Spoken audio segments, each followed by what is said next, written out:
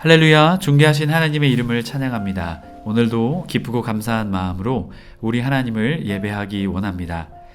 1월 16일 화요일 아침 예배를 하나님께 드립니다. 기도하겠습니다. 은혜와 사랑이 풍성하신 하나님 아버지, 주님의 그 은혜와 사랑에 감사를 드립니다. 주님, 하나님께서 우리를 택하여 주시고 우리를 지금까지 인도하여 주신 그 은혜에 감사를 드립니다. 주님의 사랑과 주님의 그 계획과 언약이 없었다면 주님, 우리는 이 자리에 설 수 없습니다. 주님의 그 사랑과 신실하심, 그 은혜를 찬양합니다. 주님, 앞으로도 그 놀라운 은혜 속에 살아가는 우리의 복된 인생 되게 하여 주옵소서. 우리 구주 예수 그리스도의 이름으로 기도드립니다. 아멘. 시편의 말씀으로 우리 하나님을 찬양하기 원합니다. 시편 118편 1절 2절 말씀입니다. 함께 합독하여 읽습니다. 여호와께 감사하라. 그는 선하시며 그의 인자하심이 영원함이로다. 이제 이스라엘은 말하기를 그의 인자하심이 영원하다 할지로다. 아멘. 오늘 우리에게 주시는 하나님 말씀은 신명기 7장 1절에서 11절까지의 말씀입니다. 매일 성경 61페이지에 있습니다. 함께 합독하여 읽습니다.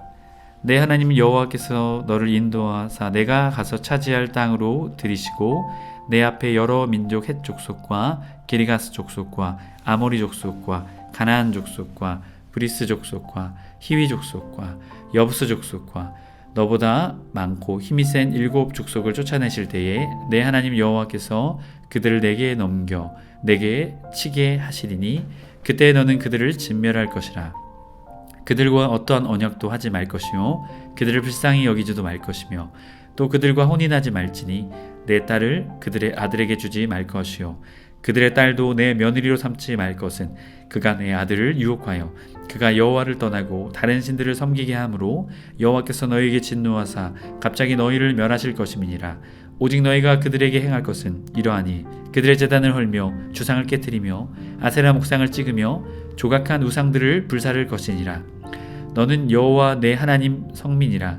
내 하나님 여호와께서 지상 만민 중에서 너를 자기 기업의 백성으로 택하셨나니 여호와께서 너희를 기뻐하시고 너희를 택하심은 너희가 다른 민족보다 수요가 많기 때문이 아니니라. 너희는 오히려 모든 민족 중에 가장 적으니라. 여호와께서 다만 너희를 사랑하심으로 말미암아 또는 너희의 조상들에게 하신 맹세를 지키려 하심으로 말미암아 자기의 권능의 손으로 너희를 인도하여 내시되 너희를 그 종 되었던 집에서 애굽 왕 바로의 손에서 속량하셨나니 그런즉 너는 알라. 오직 내 하나님 여호와는 하나님이시요 신실하신 하나님이시라. 그를 사랑하고 그의 계명을 지키는 자에게는 천대까지 그의 언약을 이행하시며 인애를 베푸시되 그를 미워하는 자에게 당장 보응하여 멸하시나니 여호와는 자기를 미워하는 자에게 지체하지 아니하시고 당장에 그에게 보응하시니라. 그런즉 너는 오늘 내가 내 명하는 명령과 규례와 법도를 지켜 행할지니라. 아멘. 할렐루야. 오늘 하루의 첫 시작을 주님께 드리기에 나온 해림의 모든 성도님들을 주님의 이름으로 축복합니다.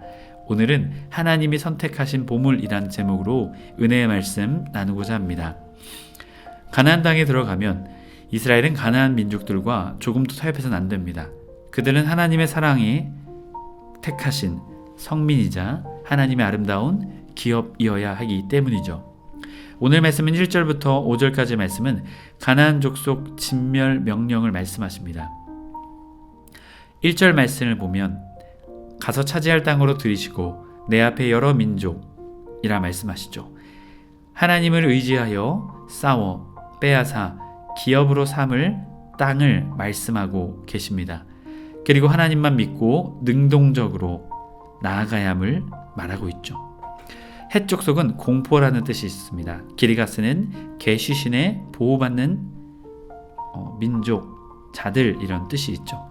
아모리 족속은 함의 아들 가나안의 후예를 말합니다. 그리고 또한 가나안 족속은 상인, 장사치들, 장사를 하는 족속들을 말하죠.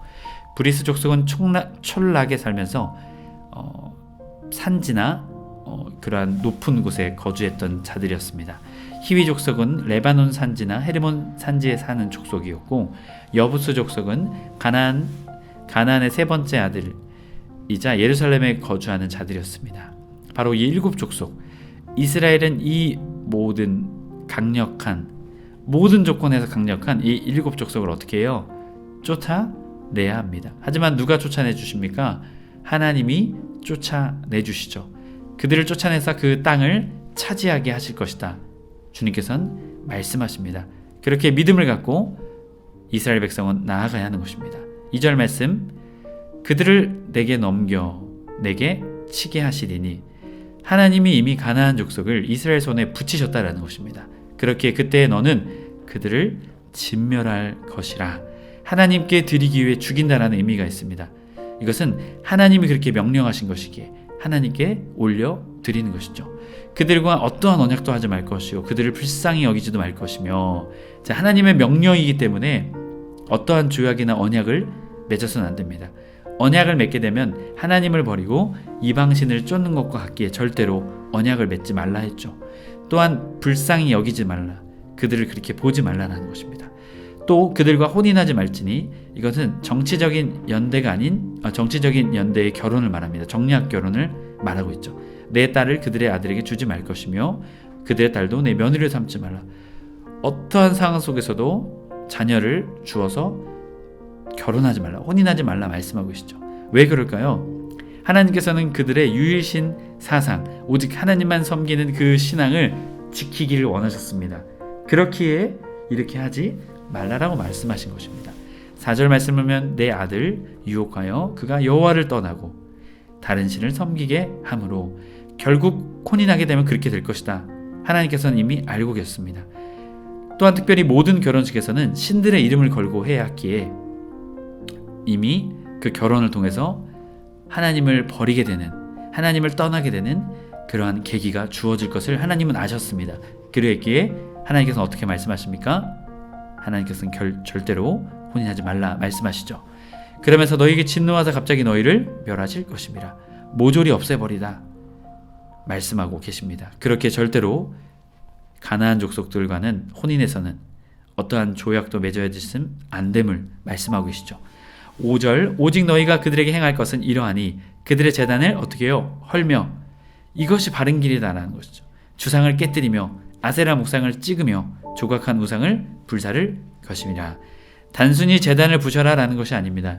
가나안 족속의 삶과 생각 속에 뿌리 박혀있는 우상 숭배의 그 의식과 예식들, 그 모든 것 자체를 제거해 버려야 한다는 것입니다. 왜 제거해야 할까요? 우상 숭배하는 삶, 결국 하나님과의 단절되는 삶으로 나아갈 수 있기 때문이죠. 이스라엘의 삶을 통해서도 그것을 우리에게 전해주고 있습니다. 해림의 모든 성도님들, 우리는 기억해야 합니다. 하나님과의 관계, 그 어떠한 작은 요소일지라도 하나님과의 관계를 깨어뜨리는 그 어떠한 작은 요소, 작은 죄, 그 어떠한 것일지라도 우리는 그것을 멀리해야 될 줄 믿습니다. 왜 그렇습니까? 하나님과 멀어지고 우리를 우상 숭배하게 만들기 때문이죠. 그렇기에 그 어떤 것도 하나님과의 우리와의 관계를 어렵게 하고 흔들리게 하는 그 모든 것들을 내어 버리는, 진멸하는 우리 모두가 되어야 될 줄 믿습니다. 저와 여러분이 그 믿음의 삶 사시길 주님의 이름으로 축복합니다. 이어지는 6절부터 11절까지 말씀은 인애를 베푸시되 보응하시는 하나님을 말합니다. 너는 여호와 내 하나님 성민이라, 하나님의 백성이다라는 것이죠. 내 하나님 여호와께서 지상 만민 중에 너를 자기 기업의 백성으로 택하셨나니, 하나님의 기업의 백성으로 택하셨다라는 것입니다.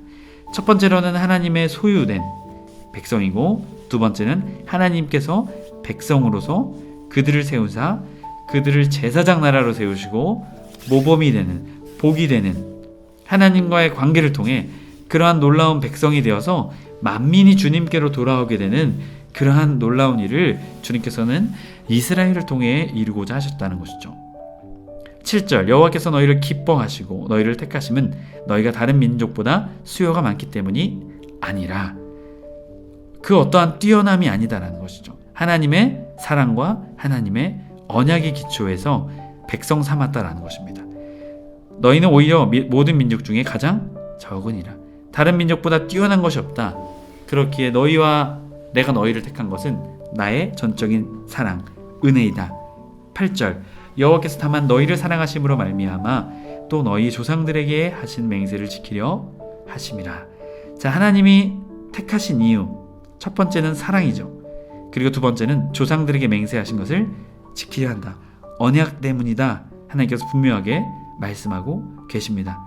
그러기에 주님께서는 애굽의 종되었던 그들을 출애굽시키사 속량하시고 하나님의 백성 삼아주신 것입니다. 그렇기에 19절 말씀, 그런즉 너희는 알아야 한다 라고 말하고 있습니다.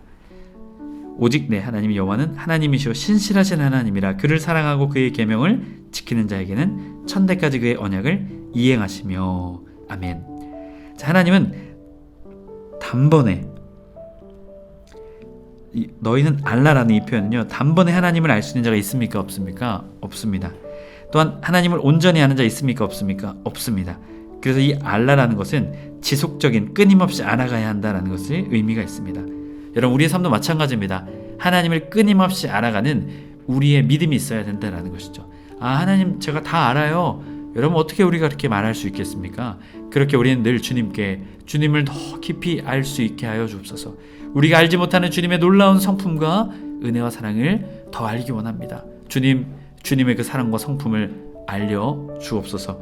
그렇게 기도하며 나아가는 우리의 삶이 되어야 될 줄 믿습니다. 그럴 때 주님은 우리와 맺으신 언약을 어떻게 해요? 천대까지 무한대로 하나님께서는 베풀어 주신다라는 것입니다. 10절 말씀, 그를 미워하는 자에게 당장 보응하여 멸하시니 여호와는 자기를 미워하는 자에게 지체하지 아니하시고 당장 그에게 보응하시니라. 그런즉 너는 오늘 내가 내게 명령하는 규례와 법도를 지켜 행할지니라. 아멘. 결국 하나님의 말씀을 실천하는 삶, 그것이 하나님의 백성의 삶이고 하나님께서 가장 기뻐하시는 삶이다라는 것을 우리에게 말하고 있습니다. 11절 말씀을 원어로 보면 지켜 행하라라는 단어가 가장 문장에 먼저 나옵니다.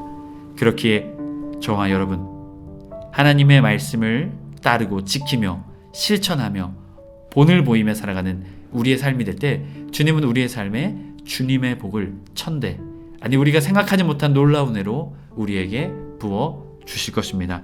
그렇게 하나님을 더욱더 힘써 알며 하나님의 말씀을 우리의 삶의 기준으로 삼고 그 말씀에 순종하며 살아가는 우리의 삶이 될 때 우리는 하나님께서 우리의 삶을 하나님의 놀라운 은혜와 사랑으로 채워 주실 것입니다. 저와 여러분이 그 믿음의 삶 사시길 주님의 이름으로 축복합니다. 기도하겠습니다. 사랑과 은혜가 풍성하신 하나님 아버지 감사합니다. 주님께서 이스라엘 백성을 사랑으로 또한 언약으로 불러주셨습니다. 주님, 우리도 마찬가지입니다. 주님의 사랑과 긍휼, 은혜 또한 계획과 언약으로 우리를 불러주셨습니다. 주님을 신뢰하며 믿으며 흔들리지 않으며 언제나 주님의 말씀 따라 살아가며 순종하며 살아가는 우리의 삶 되게 하여 주옵소서. 그 삶이 우리를 진정 살리는 삶입니다. 기쁨의 삶입니다. 그것을 믿고 믿음으로 나아가는 우리의 모든 삶 되게 하여 주옵소서. 우리 구주 예수 그리스도의 이름으로 기도드립니다. 아멘. 주기도문으로 마치고 자유롭게 기도하겠습니다. 하늘에 계신 우리 아버지여, 이름이 거룩히 여김을 받으시오며 나라의 임하옵시며 뜻이 하늘에서 이룬 것 같이 땅에서도 이루어지이다.